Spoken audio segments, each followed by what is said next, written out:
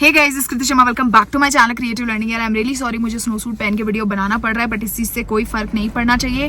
फर्क पड़ना चाहिए कंटेंट से, जो कि मैं तुम्हें दे रही हूँ। सबसे बड़ा डाउट बच्चों का, दीदी इतने सारे क्वेश्चन है लेकिन इतने कम टाइम में कैसे याद करें। मैंने तुम्हें दी है सुपर ट्रिक याद करने की, एक ऐसी ट्रिक जिससे तुम्हें सारे क्वेश्चन बहुत जल्दी जल्दी याद हो जाएंगे और तुम्हारे नंबर भी पूरे आ सकते हैं। ध्यान से इस वीडियो को आखिरी तक देखना and don't forget to comment. हम बहुत अच्छे मार्क्स लेके आएंगे, तुम्हें टेंशन लेने की कोई जरूरत नहीं है। Hey guys, it's Kriti Sharma, welcome back to my channel creative learning. आपके एग्जाम्स हैं सोशल का, वो भी कल। तो यार जिस बच्चों ने कुछ भी नहीं पढ़ रखा वो अब इस टाइम पे क्या करें, मैं उनको एक ट्रिक बताती हूँ कि भाई कैसे आप क्वेश्चन आंसर्स पढ़ सकते हैं। तो बेसिकली अब आपको करना क्या है कि पॉइंटर्स में आंसर्स याद करने शुरू करने। पॉइंटर्स का क्या मतलब है, एक क्वेश्चन का मैं सैंपल तुम्हें देके बताती हूँ। जैसे कि पहला क्वेश्चन है, write a short note on Dandi march. ये 2016 में क्वेश्चन आए हैं, सारे क्वेश्चन इंपॉर्टेंट हैं और पेपर में रिपीट हो सकते हैं। पीडीएफ आपको डिस्क्रिप्शन में मिल जाएगा। सबसे पहले है कि महात्मा गांधी ने ये स्टार्ट किया था 78 ट्रस्टेड वॉलंटियर्स के साथ। तो ये है एक पॉइंट जो आपको याद करना है, 78 ट्रस्टेड वॉलंटियर्स। आगे पीछे आप खुद से सेंटेंस बना सकते हैं। ये जो था 240 माइल्स का ये जो था आपका मार्च था, जो कि गांधी आश्रम से स्टार्ट हुआ था साबरमती से, और ये दांडी के कोस्टल टाउन तक था। अब उसके बाद जो वॉलंटियर्स थे वो 10 माइल्स चलते थे एक दिन में। ठीक है, बहुत सारे लोग आते थे गांधी जी से सुनने के लिए या बात करने के लिए, जब भी गांधी जी रुका करते थे। ऑन 6 अप्रैल को गांधी जी जो थे वो दांडी पहुंचे और उन्होंने सॉल्ट लॉ को वायलेट किया। ठीक है, by manufacturing salt by boiling sea water. तो ये कुछ कीवर्ड्स याद करके आपको दांडी मार्च का समझ आ गया। Just go with the keywords now. आपके पास टाइम नहीं है, छोटी छोटी इंफॉर्मेशन भी याद कर लेते हो तुम, तो एग्जाम में somehow you will be able to write something. अगर थोड़ी बातें पता होती है तो इंसान आंसर फॉर्म कर सकता है। तो दांडी मार्च के बारे में मैंने 2-3 चीजें बताई। It was started by 78 trusted volunteers.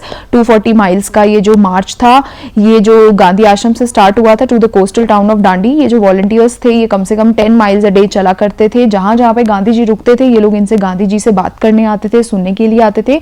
On 6 April, that is important now, कि 6 अप्रैल में जो गांधी जी थे वो दांडी पहुंचे और he violated the salt law by manufacturing salt by boiling sea water. तो ये रहा आपका क्वेश्चन। सेम आपको बाकी के क्वेश्चंस भी करने हैं। जैसे कि एक क्वेश्चन ये है कि कैसे सिविल डिसोबीडियंस मूवमेंट है आपकी नॉन कॉर्पोरेशन से डिफरेंट। इसका भी सिंपल है कि पहले लोगों को क्या बोला जाता था, just to not corporate with the britishers, यानी ब्रिटिशर्स जो भी कर रहे हैं उनसे कॉर्पोरेट मत करो। बट बाद में बोला कि अब आप कॉलोनियल रूल्स को भी ब्रेक करो। ठीक है, काफी लोगों ने सॉल्ट लॉ ब्रेक करे, काफी लोगों ने गवर्नमेंट इंस्टीट्यूशंस के आगे डेमोन्स्ट्रेशन किया। डेमोन्स्ट्रेशन मतलब प्रदर्शन किया। कई लोगों ने बहुत सारे टैक्सेस को पे करने से रिफ्यूज कर दिया, जैसे कि रेवेन्यू टैक्स और चौकीदारी टैक्स। अब ये आपके दिमाग में आ गया कि क्या क्या करना है। सेम ये चीज बस हिंदी में पढ़ के दिमाग में बैठा लो और पेपर में अपनी लैंग्वेज में लिख लेना। तो main task would be to just learn these questions in Hindi and write it down in your paper in English because it's not that difficult. Next देखो कि भाई जो सत्याग्रही मूवमेंट्स थे वो महात्मा गांधी से ऐसे कौन से 3 सत्याग्रही मूवमेंट्स थे जो स्टार्ट किए गए थे। तो 1916 चंपारण मूवमेंट, जिसमें क्या हुआ था, फिर खेड़ा मूवमेंट था, फिर मूवमेंट इन अहमदाबाद। जस्ट एक बार गो थ्रू कर लो पीडीएफ से, आपको 2 आवर्स लगेगा, आप कम से कम 120 क्वेश्चंस कर लोगे, काफी आपकी हेल्प हो जाएगी। सेम यहाँ पे सिविक्स के भी कुछ क्वेश्चंस मैंने डाल रखे हैं, काफी आपको मदद होगी। तो मेरा कहने का पॉइंट ये है कि सोशल साइंस में बहुत जरूरी नहीं है कि आपको, क्योंकि बहुत बड़े बड़े पैराग्राफ्स नहीं लिखने हैं, you just have to write small statements, तो आप बहुत ईजिली काम कर सकते हैं।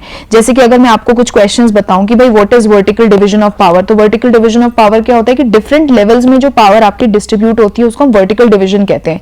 जैसे कि द यूनियन, फिर इसके बाद स्टेट गवर्नमेंट, फिर म्युनिसिपैलिटी पंचायत में। यानी ऐसा होता है ना कि पहले मेजर गवर्नमेंट होती है, फिर उसके बाद दूसरी गवर्नमेंट, फिर म्युनिसिपैलिटी एंड पंचायत आएगी आपकी, फिर लोअर लेवल की गवर्नमेंट्स आएंगी।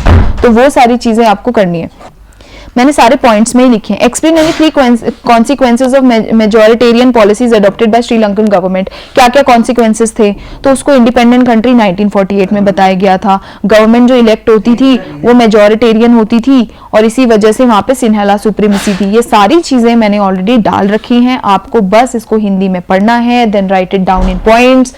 जैसे कि दांडी मार्च के बारे में बताया, और ऐसे करते करते आप एक कॉपी पकड़ लो और छोटे छोटे पॉइंट्स लिखो और उसको दिमाग में बैठा लो। अभी का मेन काम है सबको मेमोरी में रिटेन कर लेना कि भाई हाँ इस क्वेश्चन का आंसर ऐसा ऐसा ऐसा है, then it will be very easy for you to write it down in your exams. ठीक है, तो हिंदी टू इंग्लिश कन्वर्ट कर लोगे, लेकिन तभी कर पाओगे जब कुछ पता होगा। तुम्हारा पहला टास्क होना चाहिए कि तुम्हें चीजें पता हो। तो I will see you in the next video और all the best for your exams, और अच्छे से करके आना।